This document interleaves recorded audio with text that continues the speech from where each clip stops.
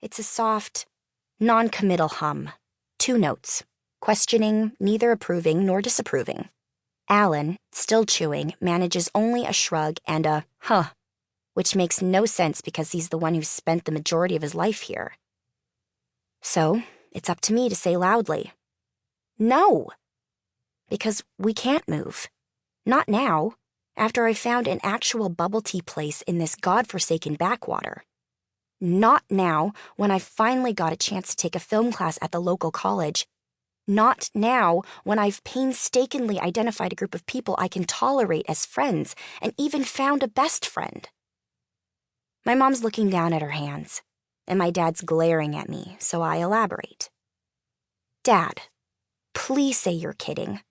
I've literally spent the last 6 years of my life complaining about moving to Central New York, and you want to give up the restaurant now? My dad bristles at my tone. I swear, there are actual hairs at the crown of his head that stick up when he's agitated. Alan's eyes dart back and forth between my dad and me. With his cheeks still full of food, he looks like a squirrel watching a tennis match. "Xiaojie," is all he says, his voice low and warning. I back down and try a different tack. But what about the schools? They're amazing. You know I'm already set up to take a college class in the fall, and the restaurant has a following now? Not a big one, but there are definitely regulars. What if Alan takes over my deliveries so I can work the counter more and we, start a Facebook account or something? For free advertising, check-ins, it's a thing. "Why are you only thinking of this now?" Dad asks. "You have been working at restaurant forever and never do no thing." The worry lines on his forehead have morphed from frustration to suspicion. It's a subtle shift, but a familiar one. I don't say, because the place sucks the soul out of the living. Instead, I say, I didn't realize how desperate things were. I thought we were doing okay. Looking back, I can see the signs. When Mr. Chen went back to Kaohsiung to be with his family, we never replaced him. My mom worked double shifts instead, and my dad started to do his accounting and ordering at the restaurant so he could lend a hand when things got busy. Suddenly, a lot of little things make sense. Why my mom would scold me when I'd leave the light on after leaving a room. Why Alan couldn't go on his 6th grade field trip to Great Adventure. Why they canceled our Netflix subscription so I had to borrow Priya's login information to feed my prestige TV and film addiction. Has this been going on for years? I ask my dad, horrified. His bowed head and his silence are my answer.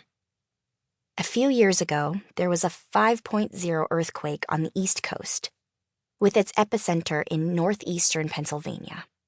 It was a pretty big deal and caused some minor property damage. Coming from the West Coast, of course, Priya rolled her eyes and sent out a meme with lawn chairs being knocked over. I'll never forget how my body felt in that brief moment of shift, paralyzed, yet at the same time pushed by an outside force terrifyingly beyond my control. I feel the same sensation right now. And I think, this is it. This is the nothing is the same anymore trope. When I started hanging out with Priya and really started getting into film, not just watching movies, but analyzing them, it was kind of a buzzkill to realize that so many of the movies that gave me joy as a kid were actually pretty formulaic. Priya and I would have name that trope movie nights during freshman year. I usually won, because her parents majorly limited her screen time.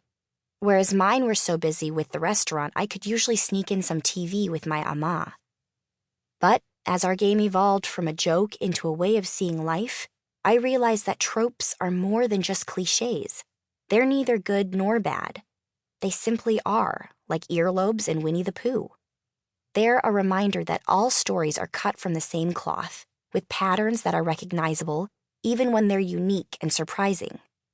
Seeing these patterns helps us make sense of the world, helps give us a framework for navigating what might come next.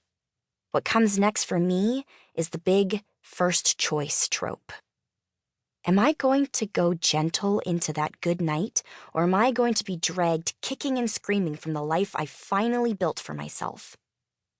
Come on, like you really had to.